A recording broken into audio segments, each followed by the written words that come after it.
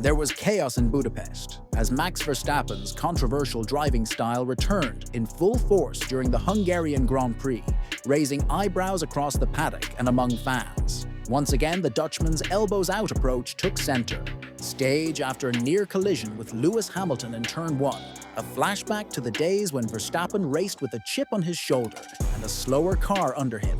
With the RB20 no longer a dominant force, Verstappen's aggressive instincts resurfaced in an attempt to make up for the performance gap. But it wasn't just on track where things boiled over. His radio outbursts, clashes with rivals, and even defiance toward his own team painted a picture of a champion on edge. This wasn't calculated racing. It was a man in a fight to preserve his dominance in a field that's rapidly catching up, and that desperation became the headline of the weekend. So, where does this story go next? Verstappen finds himself at a dangerous crossroads. His raw talent is undeniable, but so is his volatility. He can either adjust, mature, and lead Red Bull through this competitive storm, or he can keep fighting his team, the stewards, and his rivals until there's nothing left to fight for.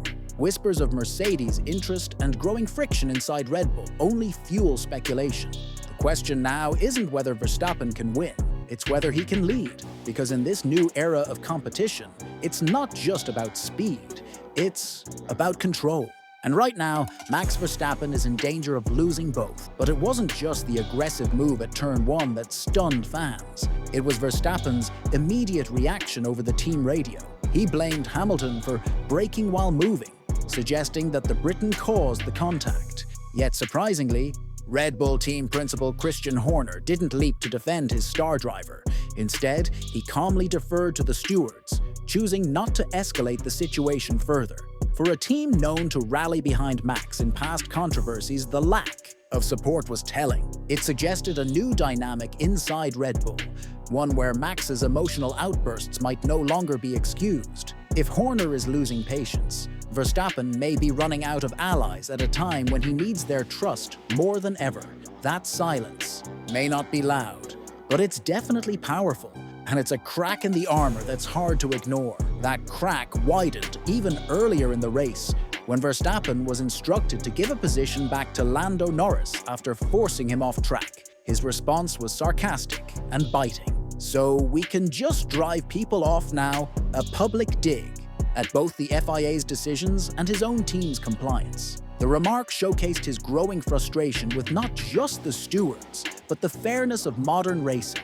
Verstappen seemed unwilling to accept fault or play by the book, instead reverting to a mindset of resistance. For someone with 3 world titles, it was a shocking display of immaturity. He wasn't just pushing back, he was mocking authority.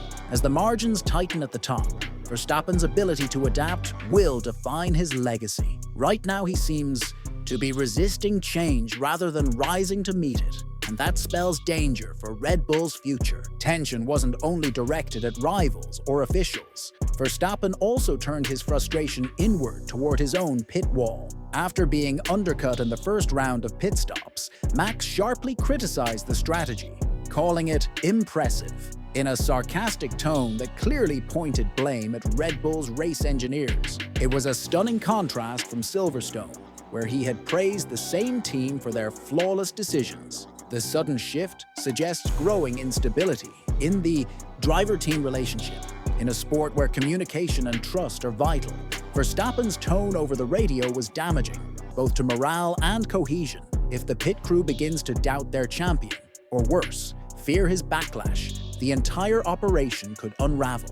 Red Bull's strength has always been its unity, but that's starting to feel like a fragile illusion under Verstappen's rising pressure. Even post-race, Verstappen continued to push boundaries, rejecting a routine medical check after the crash with Hamilton.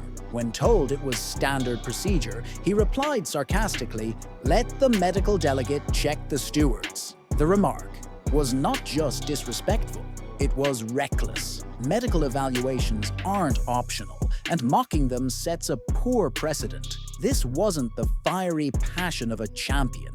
It was childish defiance from someone unwilling to be told what to do. For the FIA, it raises questions about whether Verstappen believes he's above the rules. And for Red Bull, It's another incident where their star driver's image overshadows their performance. Verstappen's refusal may have sounded tough on the radio, but to many in the paddock, it sounded like ego eclipsing responsibility. And that's a dangerous place to be in Formula One pressure. This isn't an isolated problem either. In Austria, Verstappen forced Norris off track, and then, even with a punctured tire, blocked his rival's advance while driving a damaged car.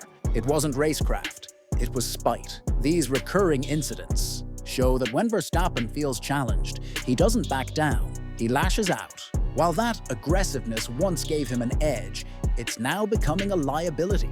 The FIA has shown leniency, but public pressure is growing for real consequences. Rivals are tired of yielding, fans are taking notice, and if officials don't step in soon, another major crash feels inevitable. Verstappen's stubbornness is threatening not just races, but the safety and sportsmanship of the sport. What once defined him as fearless may now be redefining him as reckless. Meanwhile, Verstappen's competitors are capitalizing.